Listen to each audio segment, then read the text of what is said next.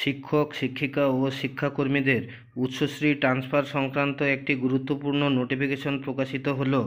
বিভিন্ন কারণ দেখিয়ে দীর্ঘদিন থেকে বন্ধ রয়েছে উচ্চশ্রী ট্রান্সফার পোর্টাল প্রক্রিয়া।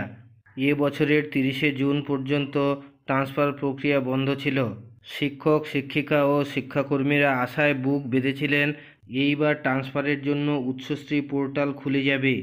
শিক্ষা দপ্তর সমস্ত শিক্ষক শিক্ষিকা ও শিক্ষাকর্মীর আশায় জল ঢেলে দিলেন। উচ্চশ্রী ট্রান্সফার পোর্টাল নিয়োগের কারণ দেখিয়ে পঞ্চমবার নোটিফিকেশন প্রকাশ করল। এই নোটিফিকেশনে বলা রয়েছে, ডিসেম্বর 2024 পর্যন্ত উচ্চশ্রী পোর্টাল বন্ধ থাকবে। যে কোনো আপডেট আসলে আমি আপনাদের শেয়ার করি।